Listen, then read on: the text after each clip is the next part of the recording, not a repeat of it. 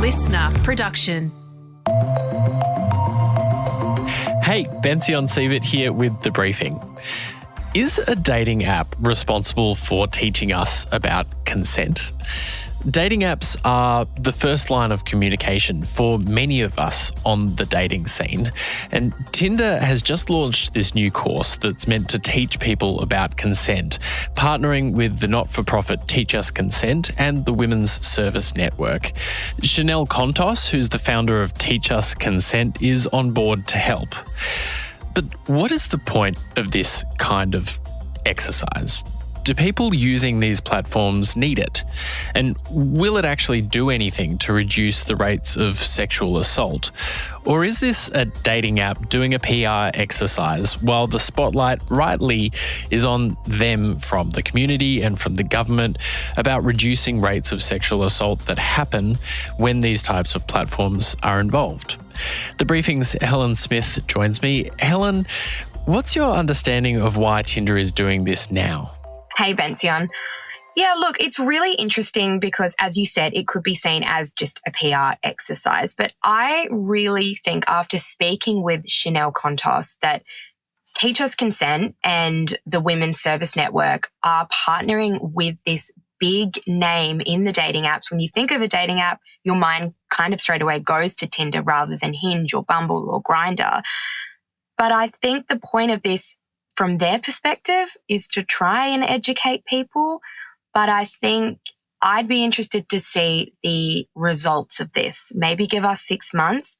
Will this actually have an effect on people's view of consent? Chanel and I also talked about why this course kind of came to fruition and the data that Tinder actually found amongst its users and amongst Gen Z and millennials as to their understanding of consent. Tinder found that we didn't have the most top-notch understanding of consent as determined by the individual. So 75% of Gen Zs weren't familiar with the term stealthing, for example, which is something that is being currently criminalised across Australia and is in most states and territories now. And that's the non-consensual removal of a condom during sex. It's a classic example of a very normalised form of sexual violence, one that can occur with a split-moment decision rather than a kind of pre-planned, more insidious form of sexual violence. And it also found that 79% of people surveyed responded that they feel as though they had to conform to their intimate partner's interests. And it's really hard to distinguish true consent and true desire, and the desire to please your intimate partner. But by empowering people to understand their own boundaries, their own desires, their own understandings, and have better ability to discuss and think about consent can hopefully improve those capabilities. I guess a key question here is, who are the people who might be using Tinder who are also predatory and sexually assaulting people? And are those kinds of people going to be receptive to this kind of messaging? Do we have any kind of expert understanding of the answer to that question? Yeah, so people who are generally using these dating apps are Gen Z and millennials. But one expert did question this consent course and, if it will have an impact, because one thing about it is it's not mandatory. Everyone who is using the app does not have to do this consent course. It's not like you have to do it as part of the terms and conditions of signing up for a dating app like Tinder. But I think the criticism around this came with, it's actually not the lack of education that these young people, and in particular men, that don't know about consent. It's the issue with entitlement and consent. And Dr. Rachel Bergen, who is a sexual violence expert from Swinburne, actually said this, quote, "Offenders do so because they feel entitled to another person's body and they feel entitled to make a decision about the other person's sexual autonomy and strip them of their sexual autonomy," end quote. And Chanel actually did have an answer to this. I completely agree that sexual violence occurs when entitlement outweighs empathy, and that entitlement towards another person's body is definitely the main source that can spur sexual violence. However, education can actually counteract entitlement, especially when there's been such dictating messages from things like pornography or media, TV shows, movies that have really centered male sexual entitlement. Education about laws, education about encouraging people to think about how other people may respond to a situation, conversations that encourage people to think, not how would I want to be treated in the situation, but how does this person want to be treated in the situation? That actually does have the potential to flip around that decision making and make it so that objective and rational mind can outweigh the inherent entitlement exhibited. I also think that something I speak about a lot is various types of perpetrators of sexual assault. And the vast majority of perpetrators of sexual assault do not plan their attacks. They do not use physical violence or much physical violence in order to perpetrate sexual assault.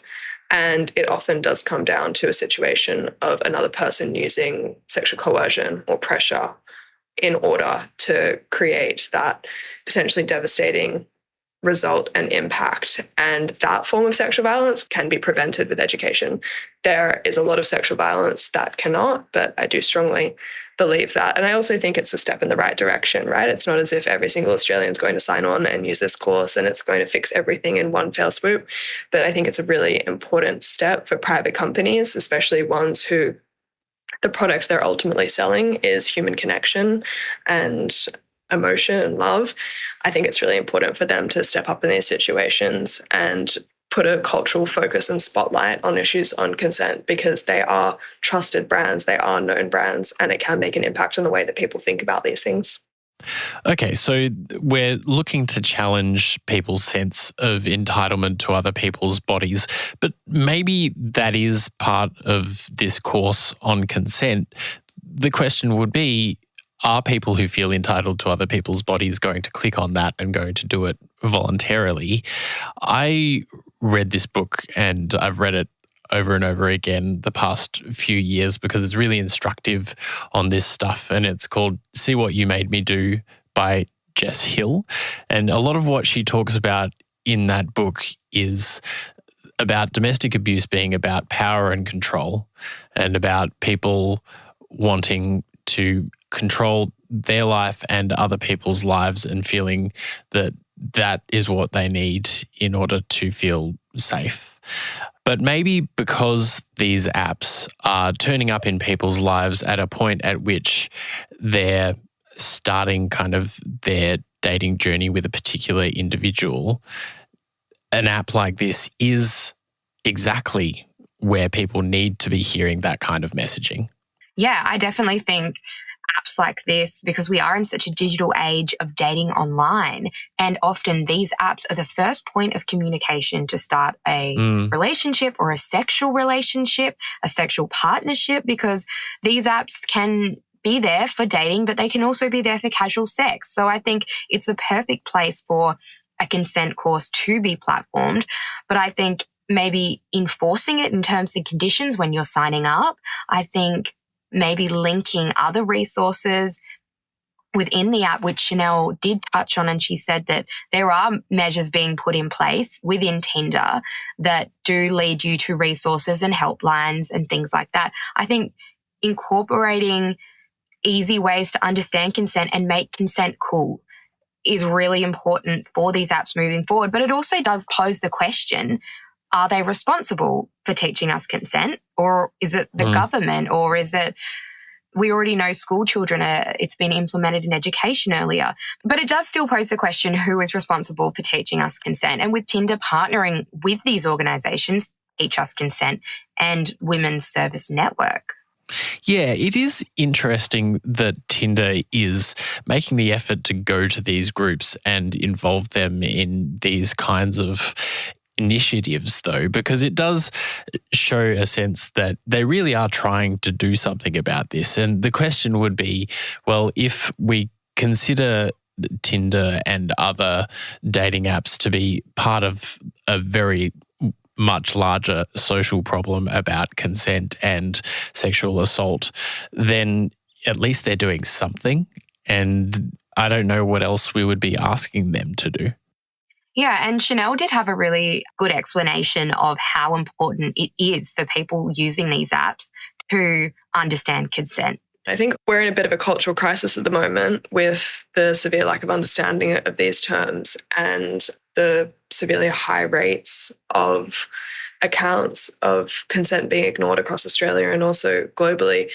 And given that it is such an important issue, I think it's individuals, I think it's government, I think it's private companies. I think we can all step up in any way that we can to formulate that sort of culture. We're basically trying to make consent the norm and consent cool. And that means putting it in as many mainstream and public spaces as possible to remove taboos, to encourage conversation, to encourage thought, and to make it part of attitude and behavior change.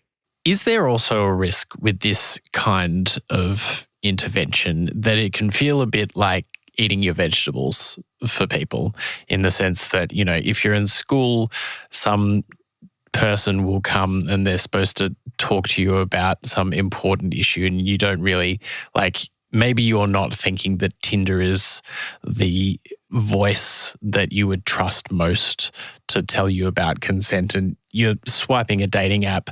Is that the moment that you're going to be like, well, let's spend some time talking about and thinking about consent here?